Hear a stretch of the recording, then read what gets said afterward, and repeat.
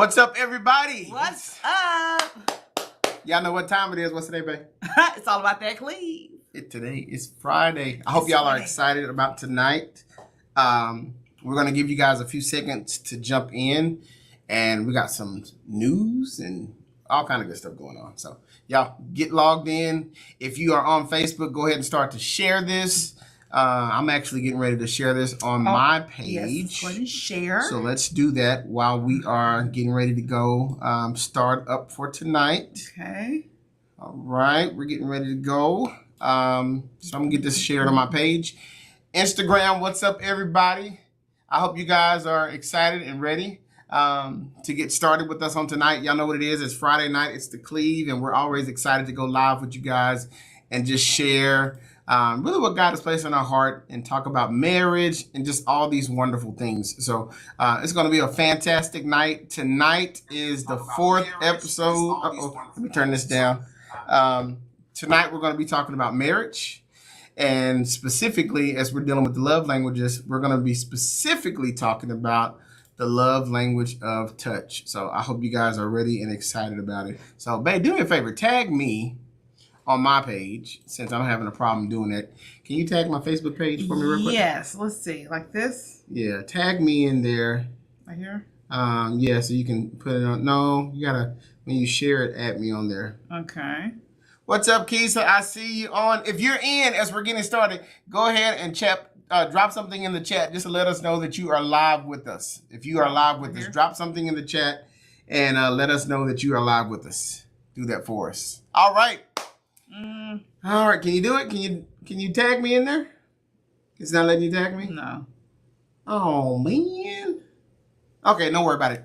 All right, for somebody, hey, Keisha, do me a favor. Tag me. If you share this, hey, Miss Shirley, tag me on yours so it'll follow my page too. I got all this technology going, so it is too much going on. So I don't want to try to figure it out. All right, so let's get started. Get my microphone out of the camera. So tonight is the Cleave. We are talking about the love language of physical touch. I hope y'all are ready for it.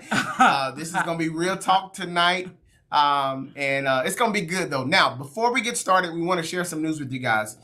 In the next couple of weeks, and we'll give you the actual official date, in the next couple of weeks, we are going to be launching the Cleave Facebook page and the Cleave YouTube page, right? Mm-hmm. And so what we're going to be asking you guys to do is we want you to help us grow organically.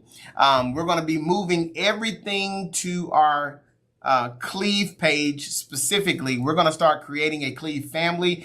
And this is going to be important because in the next couple of months, we are going to start releasing some very important news about some things that are going to be happening. I think I'll leave it like that. What do you think? I think that's good. So should we give them a little more hint? No, not too much. It has to do what we asked them to do. You have to make sure you share and you join everything because the Cleave. Yeah, the Cleave is coming. We're about to take off this year, and it's going to be exciting. And like I said, we're going to create a new We're launching Cleave. some things. Yes, we're getting ready to launch a lot of stuff. So I'm really excited about it. So we're going to launch the Cleave Facebook page. We're going to launch the Cleave YouTube channel. And so we're going to then start going live specifically from those. We're going to build a Cleave community. Absolutely. And with that community, we're going to be doing some, God, I want to say something so bad, but I'm not going to say it. My wife told me not to. We're going to be doing some things. What are you trying to say? Whisper right here. Hold on, please. Keisha said these cliffhangers. I know. I just want y'all to know that. Tell me, whisper. Just one thing. What do you want to say? I mean, I don't want to give away a specific thing. Just know that in the next couple of months, there are going to be some things that you can that you can participate in. Yes. Possibly even attend. Okay. So anyway, it's going to be exciting, y'all. So enjoy. Get ready for the news. Get ready for the news because we're going to launch the new Facebook page, launch the new YouTube page. Oh, Keisha, get off. Keisha, be quiet, Keisha. So anyway, it's going down and we are excited about it. So let's get into this tonight. Tonight we are going to be talking about, we've been doing the love language. If you're new to the segment, we've been talking about the love languages and we're going to be talking about, we're going to be talking about physical touch on tonight. I'm modeling what we're talking about. What? Is that what you do? Physical touch, yeah. Oh, okay. All right, she's modeling. All right, so physical touch, let's go. So I want to read this for you, and then we're going to really get into the discussion about it. And you know our thing, we go about 30 minutes or so, we do a Q&A, and then we are done for tonight. But tonight I think it's going to be really, really good because we want to bring out some important points as it relates to touch. So yes, let's read this. Physical touch refers to expressing and receiving affection through touch. That is physical closeness and other forms of physical connection. That includes kissing, that includes hugging, and of course that includes sex.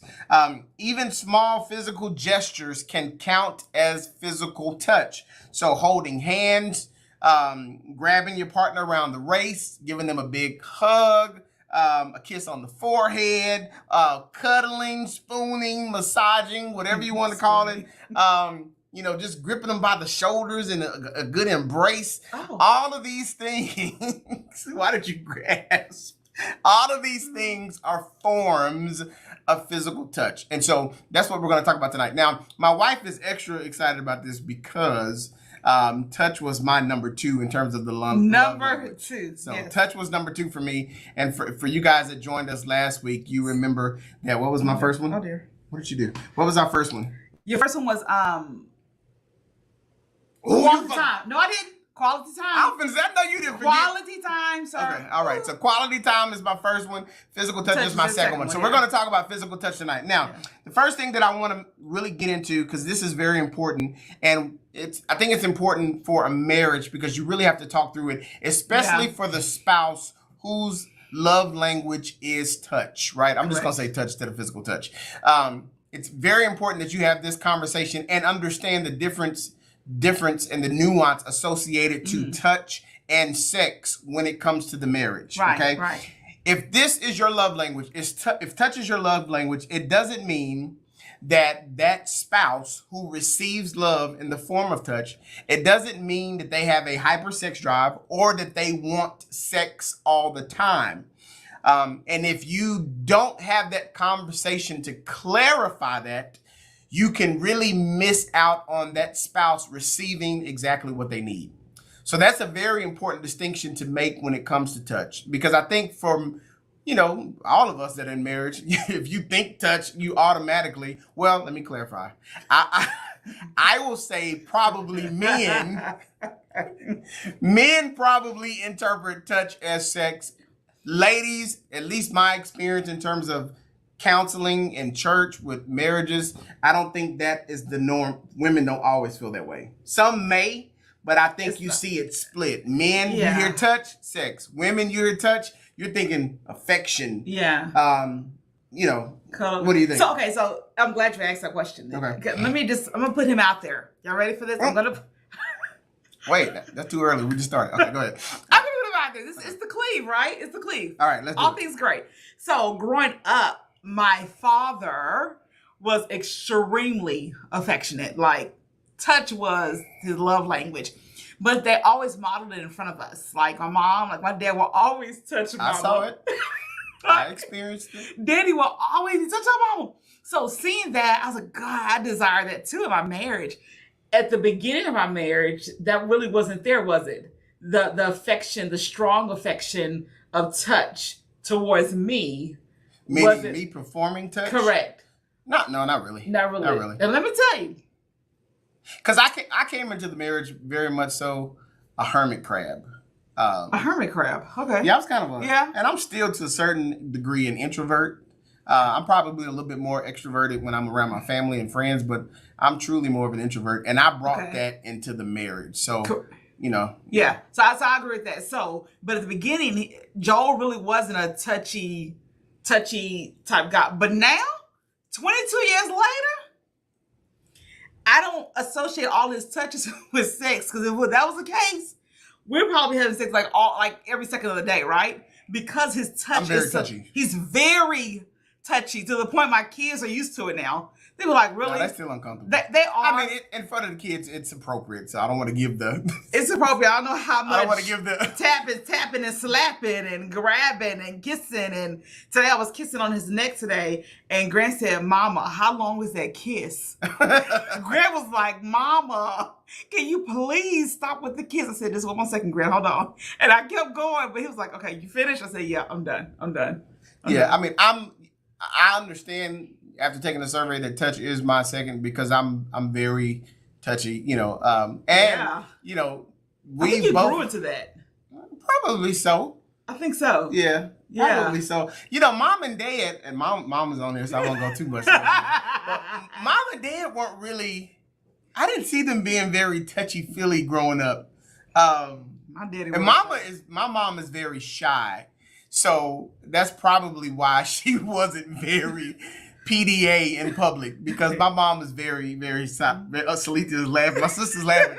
My mom is very shy, so she's not into the PDA.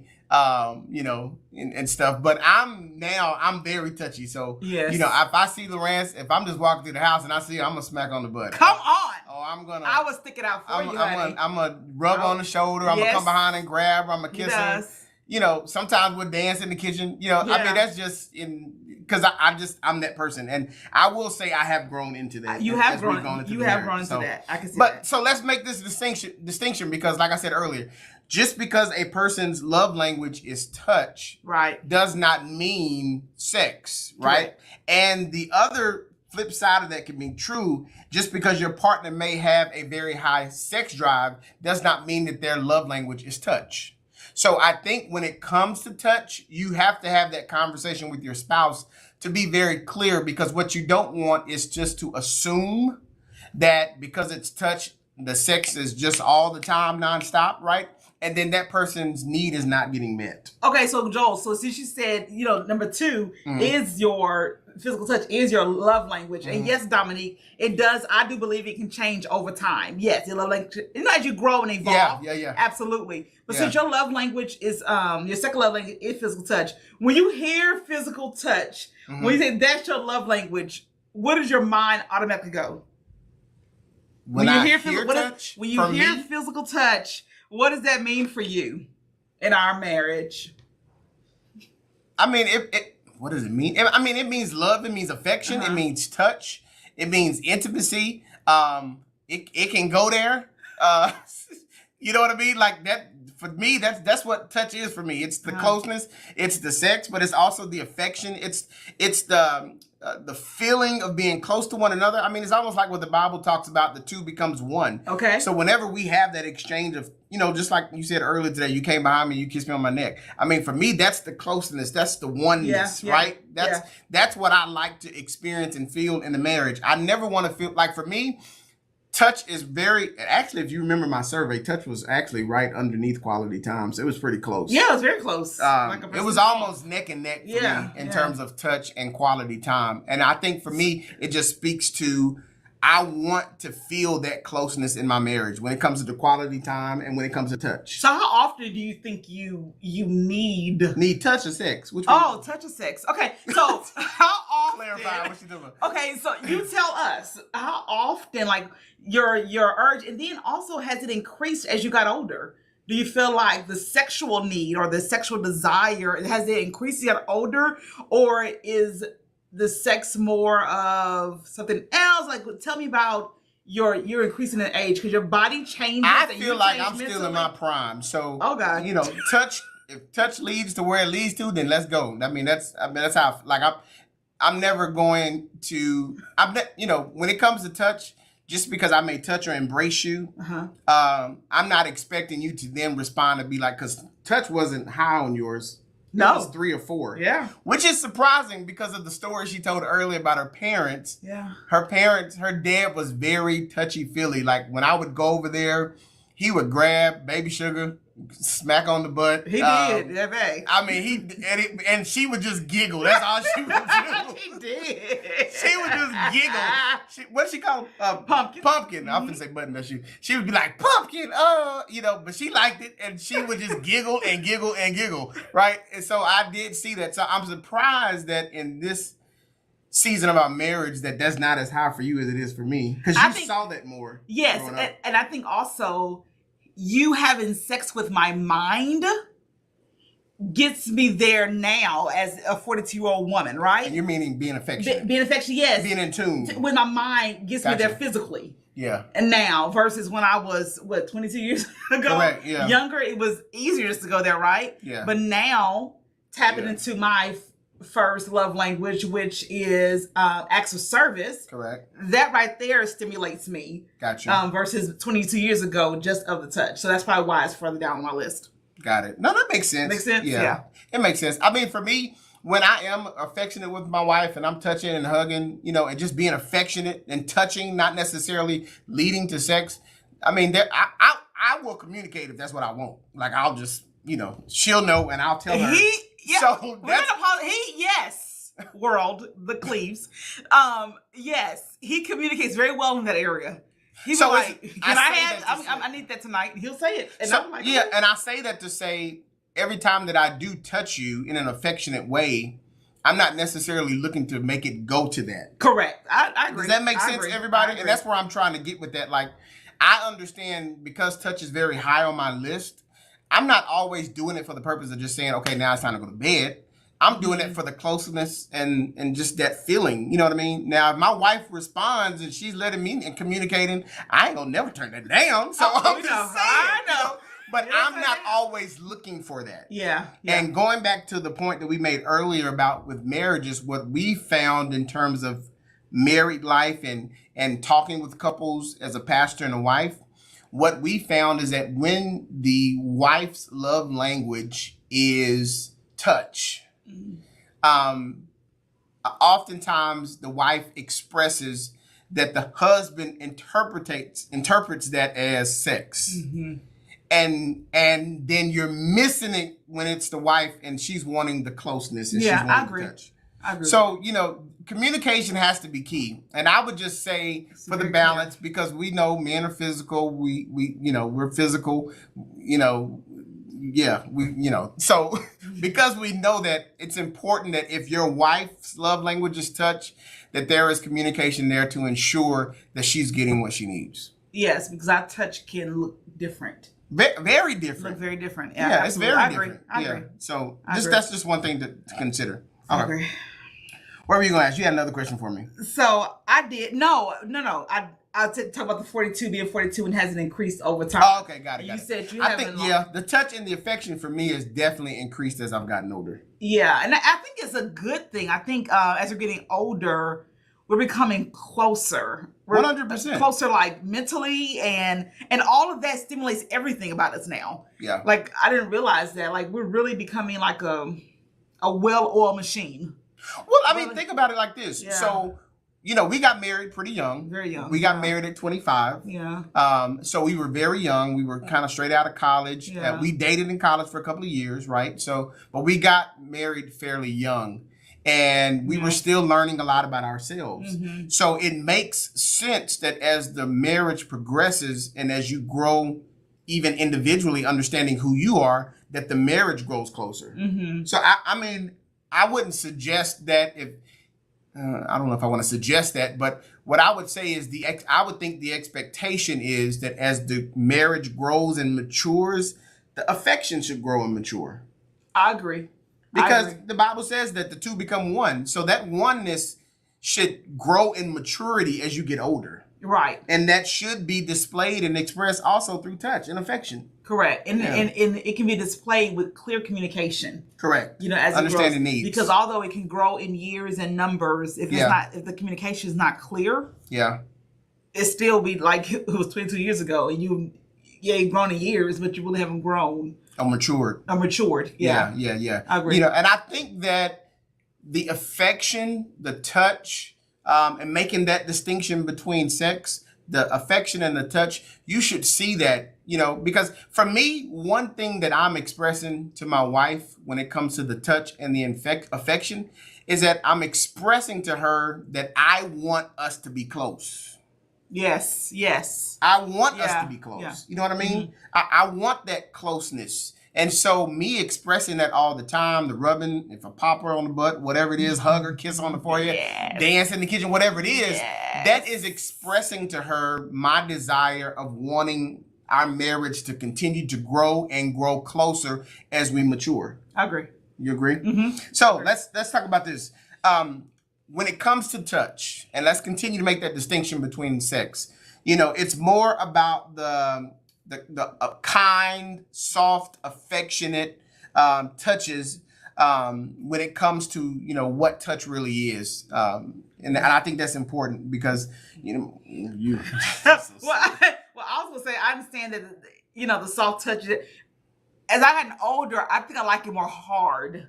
So I like my touches a little like she likes long hugs. And I like to be squeezed tight. I like it hard. Correct. I don't like no soft because I'm very ticklish. I'm silly now as I get older. I'm super silly. So I need Joel to grab me. I want everything to be hard and aggressive. Like, oh, you so strong. Like I want all those kind of feelings, right? Yeah. I might did at the beginning. Which speaks to the closeness. Yes. Yeah, I want to feel like I'm just smothered. Yeah. By your body or smothered by your touch and smothered by your love. Yeah. I mean, and you want that. I mean, you want to feel that closeness. You know what I mean? And that's really what touch, the love language touches on at least for me, I really feel like that's what it's about. Yeah. You know what I mean?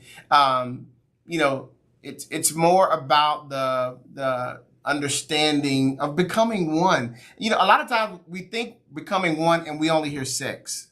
But becoming one is more than than just sex. Yes. It's mental. Yes. It's the spiritual connection and the touch and the affection, the hugs that helps to bring that oneness together. It's not just the sex alone. Yeah. We see people all the time that get divorced and they'll tell you sex was never a problem. It was the other issues that creeped in because they never matured and grew close as a couple. Agreed. So it's not just about that. It's that closeness, that touch is about the affection and really becoming intimate mentally and spiritually with your spouse. That's really what it's about. Agreed.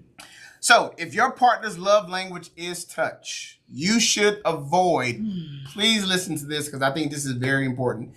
If your partner's top love language is touch, you should really avoid rejecting their touch. And I would almost suggest that if you know that if you are knowledgeable that your spouse's love language is touch and you're rejecting it, that speaks to a deeper issue. It does. And if rejection, I don't say rejection needs to happen, or if the other spouse that's not their top love language, something needs to be communicated.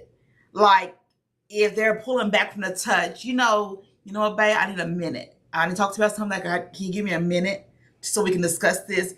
Don't reject with no words. Like, don't do that. Yeah, that's important. Because I do feel like that's the open door for the enemy. I truly believe that. Yeah. Like, don't sit there and allow your spouse that's part of their top love language to sit there and think and ponder over the whys and allow them to come to their own conclusions why you reject it. Don't do that. Yeah. No. Yeah. You just leave space for the enemy versus saying, hey, Joel, give me a minute. Let's talk about something. Let me just put this out here for a minute because I'm feeling, and he needs to be open to hear that. I personally, in our marriage, we've never practiced rejection in that sense when it comes to love language. Even if we are going through difficult times or if we're having what we call intense fellowship. Because never do I want my spouse to feel like they're not getting their needs met, even if we are going through a little rough patch and we're trying to work through and navigate something. Correct. Because I need you to understand that even though we're in a season where we don't agree, I'm still it never means that your needs should not be met. Like that doesn't make sense to me. Right. You know what I mean? It's like my son. I'll give you an example. My son, I think he got in trouble. I don't know. Something happened. And I took his phone away. I guess, I'm trying to talk back, be frisky. I don't know what it was. But anyways, I took his phone. And so the next day, he, when I woke up in the morning, I was like, what's up, son? I gave him 5, gave him a hug. And he was like, Dad, I thought you were mad at me. Okay, and yeah, I didn't like what you did, but the affection doesn't stop. You're still my son. Right. I still love you, right? So despite what season you may be in, if you are in this thing to death do you part, there should never be a season where your needs are not getting met. It's like the punishing of it. Yeah. Punish. That's a good point. Yeah. Because you don't want them to feel that you're punishing them just because you're in a season of disagreement. That's a very good point. That's a good way to say it. Yeah, and you never want them to feel unwanted either. Yeah. Ooh, I believe in space for the enemy. I believe in it. Like, I will keep those doors shut. I will have tiles in the cracks. I will have no anywhere for Satan to raise his head. I won't do that. So in order to not do that, you have to learn how to communicate. Yeah. Dominique, I see your question. We're going to answer it here right at the end. We're just about done with this, and we're going to do some Q&A. So, so if your partner's love language is touch, you should avoid rejecting their touch. Never do that. Never do that. Punishing them by not touching, which that was the next point. And then the last one, physical abuse. That's not touch. And I think we know that and understand that, that abuse is never a form of love or affection or of a love language. So let's get into some questions real quick. I know we're probably getting close to the top of the hour. So the question was posed on Instagram. It says, over time, how do you continue to remember your spouse's love language just with life going on and all? How would you say? All right. What would you say? All right. How do you continue to be in tune? Absolutely. So recently, recently we redid our love language just to see kind of where we are 22 years later. We did it before, did it again 22 years later. But the biggest thing, to answer your question, be intentional about stopping life. Yeah. Like, we have to we have a lot going on. Yeah. But we vowed that we would give ourselves, we would stop 5-10 minutes, check in. You know, this was your love language. Hey, let's take a test. Do your test over again. Google it. Do a test. Figure it out again, Rocket. This is our love languages, and then work on them. Yeah. Right? So be intentional. Be intentional. Yeah. This is good. Today I was outside on my patio. I think I was eating lunch and working on something. And Joel was he was just flustered with his job. I said, let me pop. You need some physical touch because it's in the middle of the day. What you need? You need something? But that's just being in tune. It only took about 5-6 minutes. He was like, no, I'm good, babe. I'm good. I promise. We just sit there and we talk. And we just sat there and talked. Yeah. You know, so I think you have to be intentional about stopping. Yeah. On your way home, hey, babe, put those kids down. Let's get us 10 minutes in, talk about reconnect with our love languages. Correct. You know, and basically what I hear my wife saying is being intentional. You have to. Being intentional and communication is always the key. You never go wrong when you make sure that you stop and pause and communicate with one another. And let me just say this in addition to what my wife says, you also have to create an environment where you trust each other to communicate how you're feeling. So like, I need to know that when we do stop and pause to communicate, that I can trust you with communicating how I'm feeling. So if I feel in that moment, hey, babe, I don't feel like you're meeting this need, or vice versa, not getting offended, not getting mad, not getting an attitude. Yeah, not thinking that I'm trying to punish you with my words. Right. I'm just conveying to you, hey, I've shifted maybe in my love language. I've shifted in my needs, and I want to inform you of that so that my needs can be met. And guess what? Then you can ask the other spouse, has yours changed? Has yours shifted? What do you need? And you continue to cultivate that honest communication so that in all seasons of life, your needs are getting met. How awesome is it? I think I was telling Joel this other day. It's so awesome to do life, even when it's hard, with your spouse. Yeah. You know how awesome, and if you continue to do life like this, you don't have to go outside your home. Yes. That's real talk. Yeah. You do not have to go outside your home. Yeah. When you're totally honest with your spouse, like, hey, and you feel safe. I feel like my words are safe with Joel. Yeah. Like, I can give the words to him and he holds them. Yeah. Even if it might hurt his feelings. It's safe. This is a safe space. Yeah. I think sometimes the disconnect is just the fact that you are growing and changing. Yeah. And that's, you know, we are not the same people. And we've said this before. We are not the same people we were at 25. We are I know I am. I am a totally, completely different person.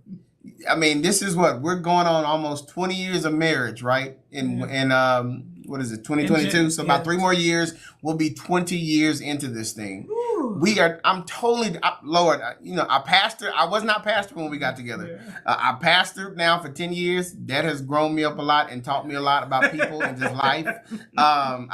I went through some time and seasons of counseling to learn more about myself. Yeah. I know I'm not the same person. Mm-hmm. I'm totally different, right? Mm-hmm. So even as I'm learning who I am, she's learning who I am and who I'm becoming and who I've changed into, and vice versa. And as you change, your needs grow and they evolve. And you got to be in tune to understand that. Agreed. If you are holding your spouse to how they felt and how they thought when you first got married, you're going to have some issues.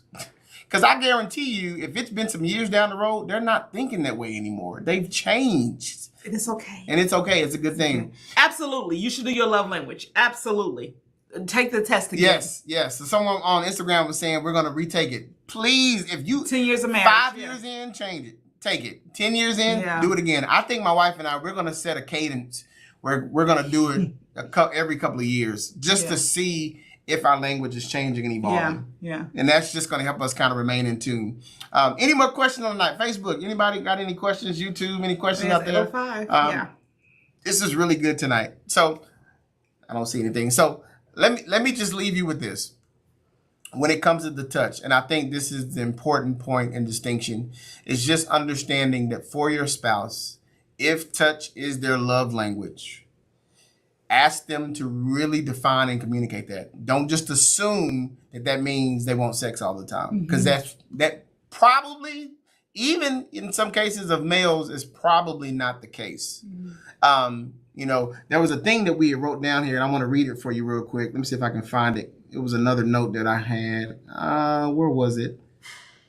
Here it is. What's the overall purpose of touch? The person could find touch to be soothing. They can find it to be relaxing. They can find it to just be a boost. Mm-hmm. Or for them, touch can just be reassurance of the power of their relationship. So none of that has to do with sex, right? Yeah. The reassurance is just me knowing that you there, right? Yeah. So that's not sexual. That's just me knowing that as a marriage, we are on one accord. We're close. Yeah. You know what I mean? Yeah. So understand that distinction. It's very important when it comes to that love language, because a lot of times it can become misconstrued. And then that spouse is left feeling, while I'm meeting your need, you're not meeting mine. Mm-hmm. And meeting a person's need in the marriage, it is a hard conversation to have. Oh, God, yes. It's difficult. Yes, it's Lord. necessary. It's necessary, but it's difficult. But it's difficult. Yes. It's difficult, but it's necessary. So I leave you with that distinction because it's very important. That was good. That was good. Physical touch versus all right, y'all. So we are excited. Thank y'all for tuning in. We're going to keep this going. Let's see. What do we got next week? Okay. We did quality time. We did words of No, that's the next one. Words of affirmation is next. Yes. So we're going to do words of affirmation next. We've done quality time. We've done yours. Acts of service. Acts of service. And we did touch. Next week, we're going to do words of affirmation. So join us here next Friday for the Cleave. It'll be episode 5. We're going to have a wonderful time. And for all of you that joined on kind of late, don't forget, in a couple of weeks, we're going to be announcing it. We're going to start a new page on Instagram, Facebook, and YouTube. We're going to start building our Cleave community. And there's going to be some special announcements coming down the road. On those platforms. Mm-hmm. You don't want to miss it. It's going to be great. So we love y'all. Y'all take care. Y'all have a wonderful night. Bye. Be blessed.